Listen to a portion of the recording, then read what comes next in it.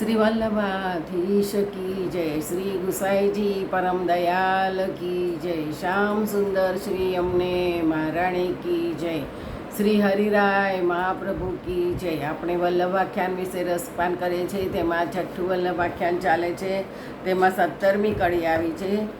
શ્રી વિઠ્ઠલ દ્વિજ રૂપ તમારી લીલા એણી પેરે જાજી, ઓળવે કેમ ચાલશે જે પ્રીતમ સુબાજી.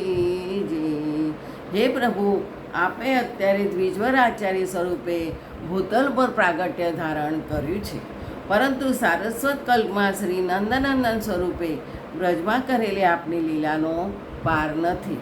તે લીલા આપ અમારાથી છુપી રાખો.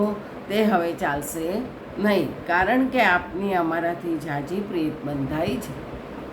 ગોપાલદાસજી શ્રી ગુસાઈજીને વિનંતી કરે છે કે આપ જે અમારા હૃદયમાં બિરાજી આપના સ્વરૂપનો અનુભવ કરાવે.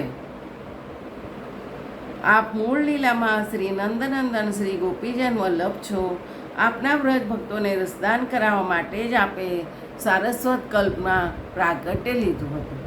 અત્યારે ભૂતલ ઉપર પણ તૈલંગ બ્રાહ્મણ કુળમાં આચાર્ય સ્વરૂપે પ્રગટ થઈ દૈવી જીવોને નિત્ય લીલાની પ્રાપ્તિ કરાવો છો. આમ આપની લીલાઓ અનેક છે, તેનો કોઈ પાર નથી. આપે જીવની કૃતિ જોયા વિના શરણે લીધા છે. સેવા સ્મરણ અને લીલા પ્રાપ્તિમાં નડતા પ્રતિબંધો દૂર કર્યા છે.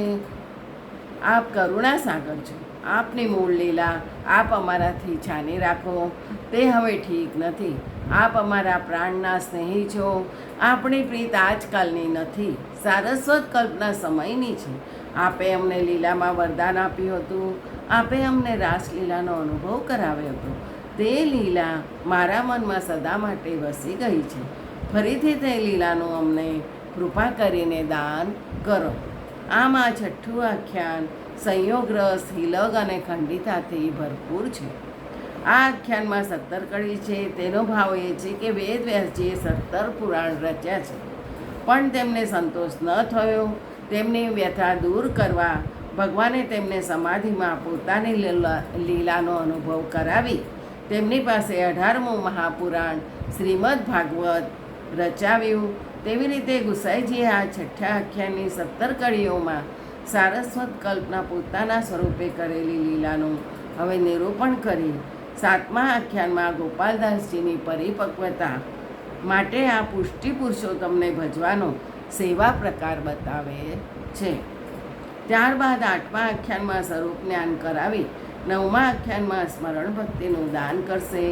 આમ શરણસ્થ જીવની કૃતિ હવે આપ 7મા આખ્યાનમાં સમજાવશે. છઠ્ઠું વલ્લભ આખ્યાન પૂરું. તે જય શ્રી ગોપલેશ.